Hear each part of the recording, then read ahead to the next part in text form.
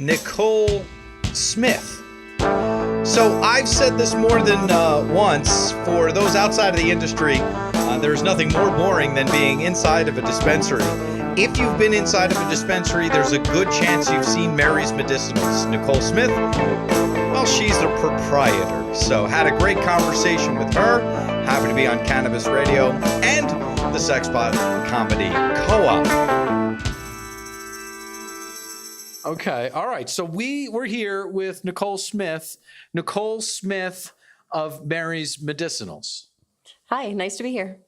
There is no Mary. If there was a Mary, it would be Nicole Smith. I think that's a true statement. So what's with that? Let's get into the name to begin with. Sure. So obviously we played off of Mary Jane, and we pay homage to the plant because that's what it's all about. So I feel like when I go into a dispensary in Colorado or Washington or California, I am met with Mary's Medicinals. No matter where I go, it feels like. You are. We've grown really rapidly in the last 2 years. We're in over 1,200 stores now and selling in 6 states. So 1,200 stores, 6 states. What are the 3 or 4 other states? So California, Oregon, Washington, Colorado, of course. And then we just start selling in Vermont in January. And that's with our friend Bridget. With our friend Bridget, that's right. CDVT. Yes. All right. So you're kind of all over, not all over the place, because you seem to be a very organized person. That's perception only. Okay. Fair enough. We are a little all over the map at the moment, but we are trying to stay focused on what we're doing. And it really has just been about making the best products we can and getting them to the hands of as many patients as possible as quickly as we can. To take seriously, though, where we can be, you are in a lot of states quickly, and you are almost, now you're an established player, but you were a newcomer as late as 2013. Yeah, that's correct. The idea came about in sort of January 2013. We launched the concept at the first Cannabis Cup here in Denver in April of 2013, and we made our first sale in November. So we just celebrated our 2nd sales anniversary. And congratulations on that. Thank you very much. All right. So then if January 2013 is kind of where this started, let's talk about where you start. Where are you from? So I grew up in Wyoming. I'm a 2nd-generation serial entrepreneur. I spent about 6 years working in Europe, developing businesses, and then I started a small marketing firm here in Denver that I ran for about 10 years. Okay. 2nd-generation entrepreneur. Are we talking about dad? Are we talking about mom? Dad. Okay. Well, what did he get into? Oh, he was in all sorts of things. My dad started 411, the telephone information service. Really? Yeah, he was in oil and gas.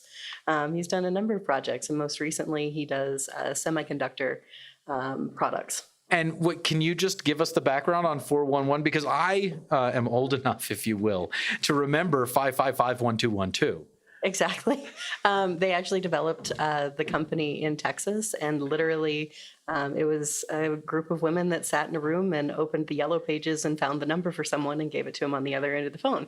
And they set up the billing system for it. So he definitely taught me how to take an idea from very simple concept and implementation through large scale business. That's remarkable. It's kind of crazy, right? Yeah. Like he's the 411 guy. Well, he is. He's the inspiration for a lot of things. Even the Mary's patches came out of technology that they use in the semiconductor industry to make cleaning wafers is the same technology that we employed to start making our patches. Okay, and we'll get to that in a minute. I want to make sure that we cover this Wyoming thing.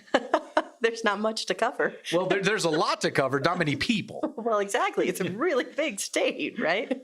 But not very many people. So you met one of the 10. Yeah, and it's good to know you. Thank you. Yeah, it's beautiful though up there. Big sky country, right? It is. It's gorgeous. I love it. I have to tell you, I like Colorado a lot better though. Okay, we won't tell them. Okay, that's all right. Yeah. I think they like Colorado better too. Oh, no, I mean the Wyoming. Yeah, that's what I mean. Oh, okay. Oh, they do. Wyomingers? Wyomingites? Oh, okay. I believe you. Okay. I might have made that up. When did you leave? I left in 94. And is that when you went international? I did. I spent 6 years then in Europe, and that's when I left. I actually didn't go to college. This was my trial by fire and education, and I started working for an entrepreneur there making copies and working in his office. And then about 12, maybe 18 months later, I was opening offices internationally. So where were you based and where did you go? So I lived in Ireland, London, Holland, and Portugal, and I traveled frequently to France and Italy. So you got all of them. What was your favorite stop along the way there? I like them all for different reasons. I mean, obviously living in Amsterdam was a blast as a young person, but I had a different experience in each place. In Ireland, I lived on an estate that was 300 acres. It was 350 years old.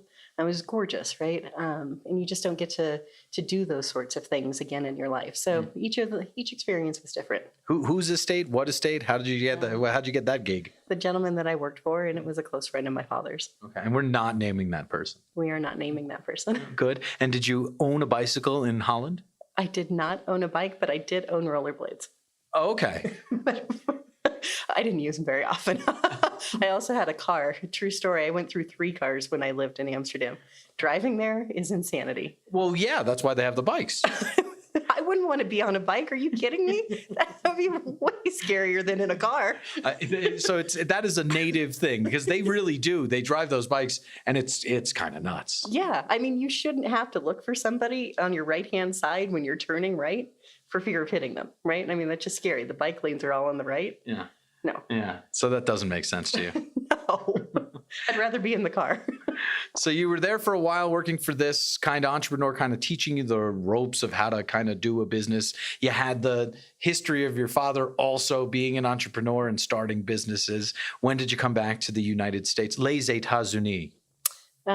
2000, I came back. Okay. And why?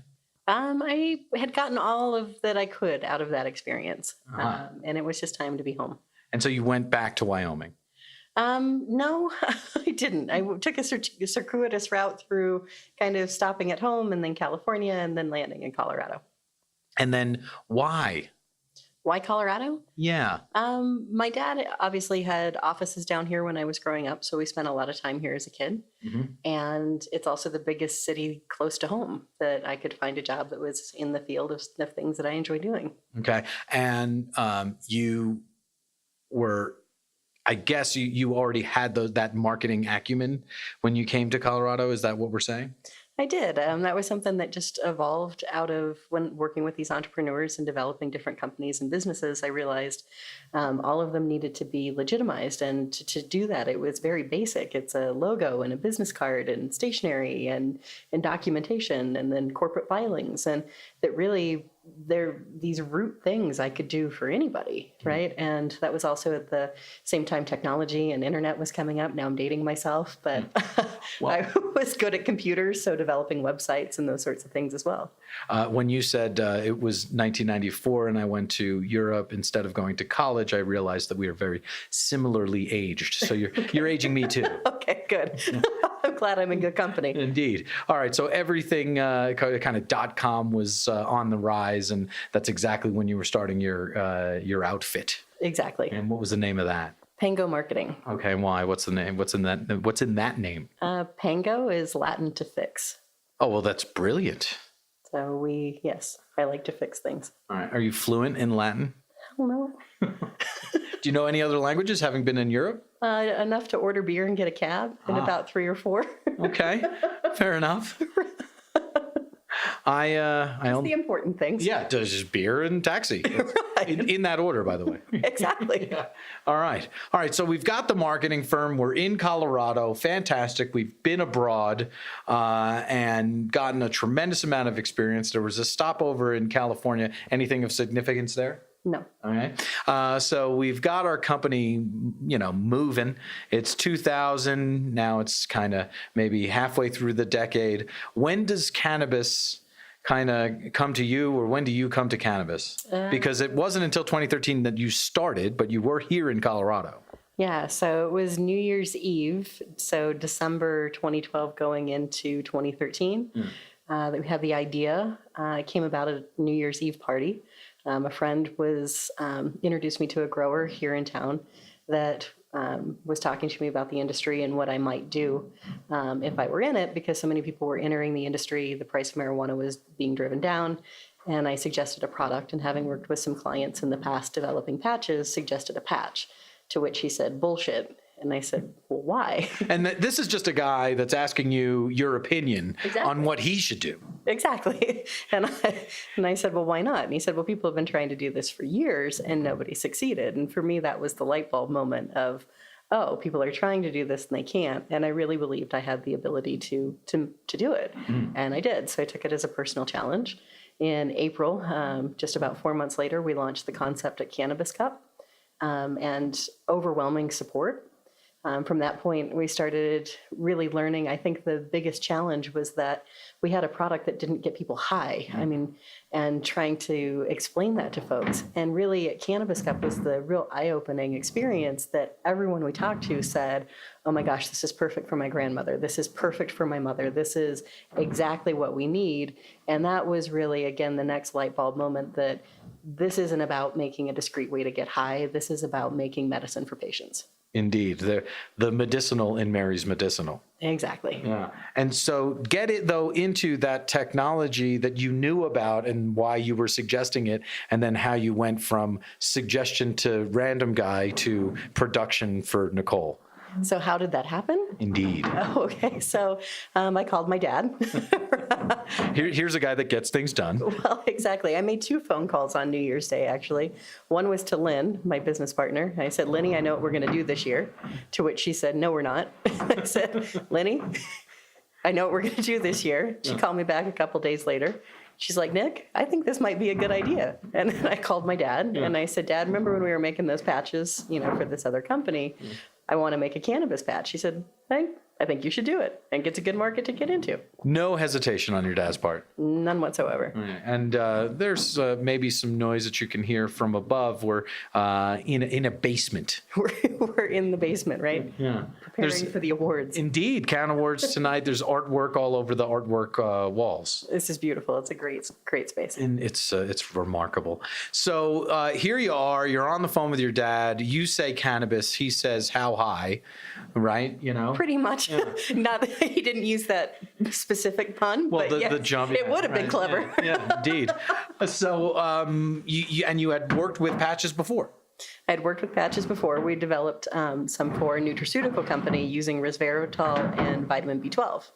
And so then what did you replace and all of that? Not to get too far into the weeds, but again, another pun, but what, how easy or difficult was it to kind of change You just can't help yourself. I cannot. I can't. I have good pun days and bad pun days. Today's a bad pun day. So, I guess how long did this, well, we know it didn't take, it only took a couple months to develop. It took a couple months. I was very fortunate that my dad had some scientists that worked for him that also worked for Johnson & Johnson, that had done some patch technology, that had worked with me on the previous project. And it really was a matter of kind of swapping ingredients at that point, and then figuring out how we could make the technology mobile in order to bring it to Colorado, because we bootstrapped the company, right? And then knowing that we couldn't distribute outside of the state, that ultimately we'd have to have a production method that made sense financially to be able to expand the business state by state. And how did you go about that? So we developed a couple of different technologies, but there's some different methods in the transdermal space for coating technology, and we actually do a hand sheeting process that's very accurate, but it's very scalable. It's very accurate, but it's very scalable. It is very scalable. I mean, it's we're limited to the amount of drawing space that we have. So we can pull about 7,500 patches per day. We could easily double that to about 15,000 a day. And to give you an idea, here in Colorado, even supporting 511 stores, we only do about 50,000 patches a month. Okay. All right. You only do 50,000 patches a month. Why do you say only? Well, in terms of how much we could produce, I mean, theoretically, we could be producing 50,000 a week or more. I see. And we will wait for demand. Are we pushing demand? How are you doing on marketing? We are. I mean, demand has continued to grow. From the first 18 months of Mary's life, we grew about 30% month over month. Month over month? Month over month. We grew 217% over last year, which is fairly significant. And fairly, yes. And that's 2 doubles. Right, and I think we'll double again this next year. Just the one double this time. Well, just a single double. Right, yeah. Just a single double, not a double double. I'd like a double double, but Yeah, and we'll leave the triple doubles to the basketball players. Exactly. Yeah. And so, yeah, we just, continue to grow exponentially. And so patch production wise, then we had a scalable technology that we could easily take into other states. And it's been very easy for us to replicate accuracy. Obviously, accuracy is one of the cornerstones of Mary's. And one of the first pieces of equipment that we purchased was an HPLC. Even when we didn't have the money to do it, we leased it. It was our first big debt that we acquired in order for us to start testing in-house to ensure accuracy of our patches. And in fact, we require testing equipment for all of our license holders.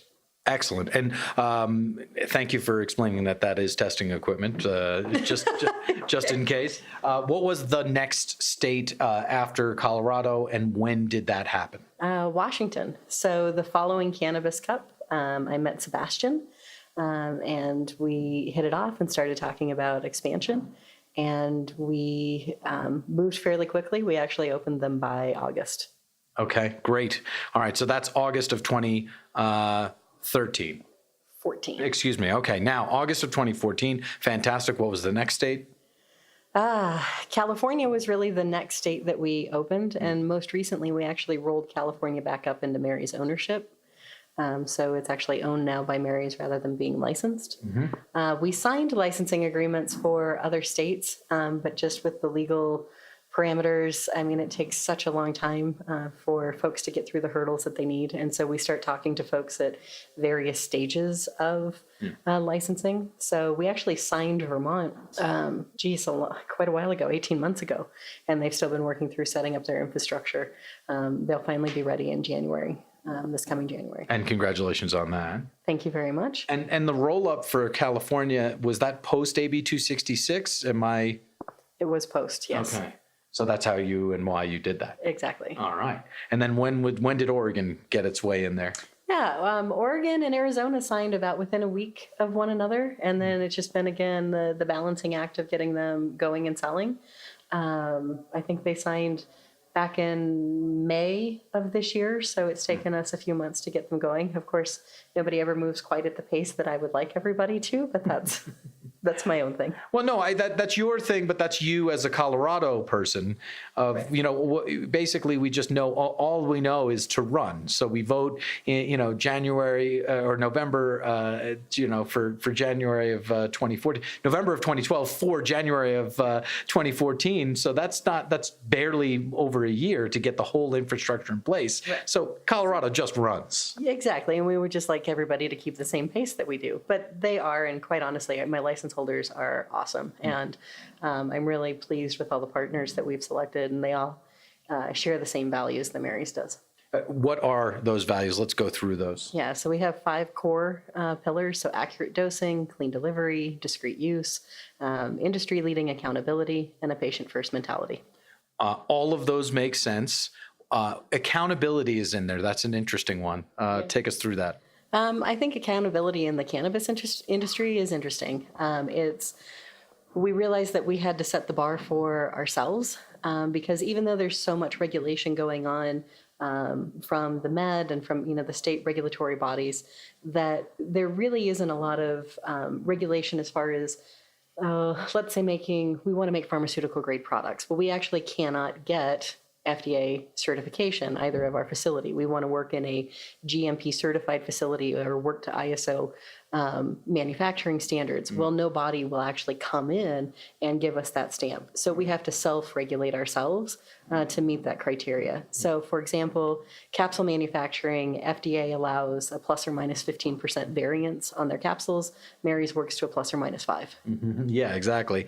It's unbelievable. The tours that we do and the people that we talk to, this industry is more accurate than any other industry. Well, we have to be. And if we want to continue to legitimize cannabis, we have to be above reproach. We've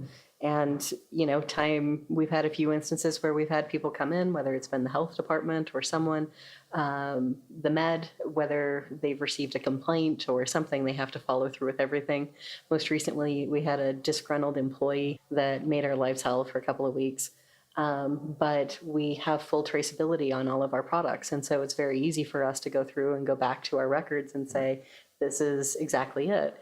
This is the plant and the oil and the product that is in question. Yeah, a disgruntled employee in this industry is much different than any other industry. Yeah, I think that in general, both the clientele and the employees from time to time are a little different. You get a variety for sure. Well, I'm just saying that we can just go to the state, in a different way as a disgruntled employee than. Well, yeah, exactly. And I mean, people can make hell for people in any industry, right? People can write letters and do whatever they want. But yes, this is a little easier to disrupt people's lives for sure. Speaking of disruption in your life, I'll take that tangent. You've got a real happening with your mom right now. So, this is, I've shared with you, this is something that I've been through as well. Where are we in the process here? Yeah, in late October, my mom was diagnosed with terminal cancer. She has colon cancer that's metastasized to the liver, and they are giving her palliative care at the moment. So they've given her a maximum of about 3 years, and provided she can tolerate the chemotherapy. So it definitely sent my life into a tailspin. Obviously, we've been moving at one hell of a pace, and I definitely had to stop. I actually moved her down here to Colorado to live with me. She's going to Anschutz for care. And then I think the most challenging part about that at the moment is I think my family and everyone is expecting me to cure her with cannabis. And I mean, we take these calls and these emails all the time from people, looking for a miracle. And I wish people understood that cannabis is a great treatment for so many things, and really more for symptomatic relief. And I know that Pain relief, et cetera. exactly, symptom relief, say from seizures of epilepsy or hand tremors or muscle spasms. But the cases of people actually curing cancer with cannabis are few and far between and untested. And I'm a firm believer that cannabis, we've seen studies that THC can create apoptosis in cancer cells. I mean, we've seen some amazing things, but the magic bullet and the studies required to actually know what to do don't exist. And for me, it's really difficult to, because it's my mom, say, here, this is what you need to do. Interestingly enough, my mom is a registered nurse, and she's been taking our patient calls for us for the past 2 years. And so she's spoken to and is as educated as anybody is on the medical use of cannabis. So I actually have put it back to her to do some research. I put her in touch with groups that we do work with, United Patients Group and Realm of Caring. And I said, you decide what you want. I can get you whatever you need, Right. but you tell me what it is you want to try. Right. I'm entrepreneur Nicole Smith. I'm not Dr. Nicole Smith. You are an RN. So, let's let you do that research. Right. You decide if you want to go microdose, if you want to go macrodose, if you want to go high CBD or 1-to-1.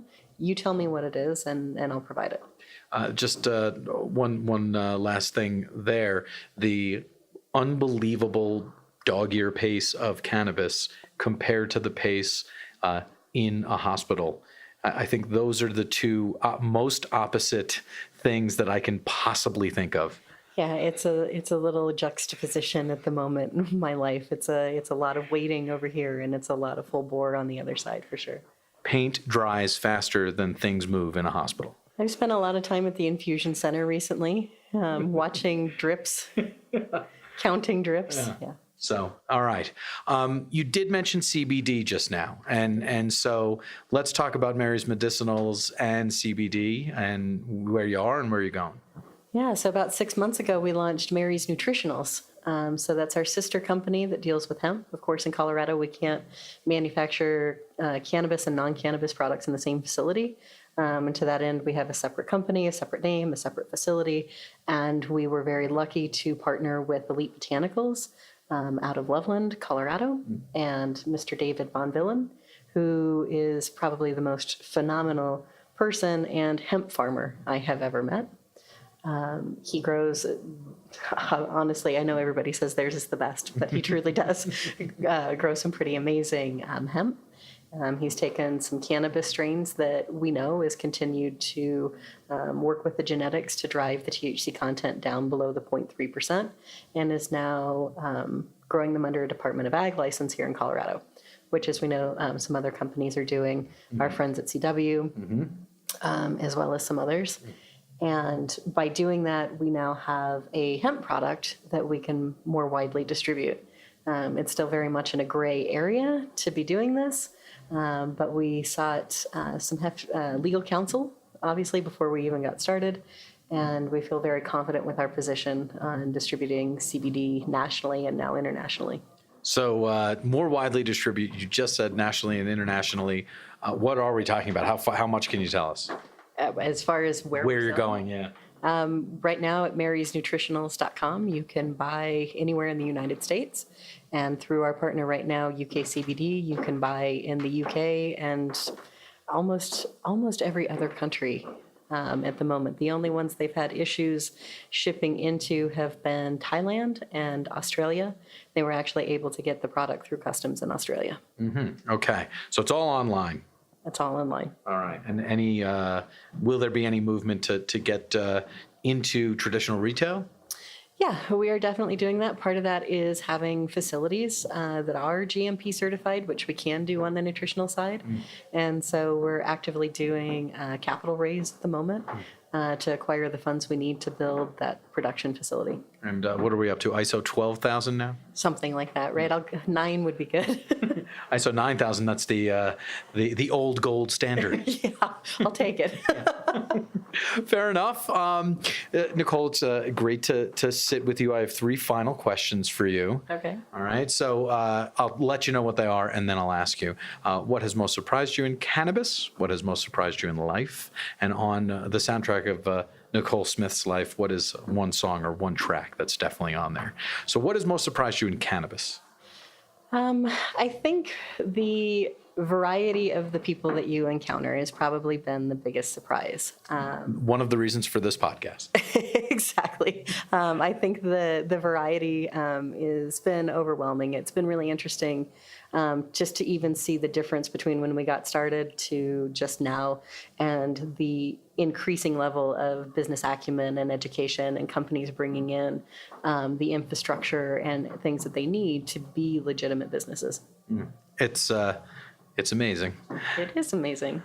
What has most surprised you in life, you original Wyoming person? Most surprised me in life, getting older. Sucks, right? It does, right? It's not nearly as fun as I thought it would be when I was 20. Yeah. Well, there's so much more there. We'll just leave that there. That's fine. Yeah. Well, what about the track? What about the song on Nicole Smith's soundtrack? I think probably one track for sure would have to be Lightning Bolt by Jake Bugg. Oh, I don't think I know that one. Okay, well, you'll have to listen to it. But I think when we were first starting the company, it was just coming out, and it reminds me a lot of what we were doing. We woke up and we stood in the path of the lightning bolt. Ooh, that makes me want to listen to it. And that's your song. You're going with that. That's the one I'm going with. We have a couple, but that's one of my favorites. Avett Brothers is up there. Okay. Those guys know how to do it. Yeah, exactly. Nicole Smith, thank you so much. We'll check in with you down the line. Thank you very much. I look forward to it. And there you have Nicole Smith. She is a very kind person, a great individual. Was very happy to chat with her, and she's going through a tough time right now. And so we are with her. We are behind her. Our prayers and thoughts remain with the family. Happy to be on Cannabis Radio and the Sexpot Comedy Co-op.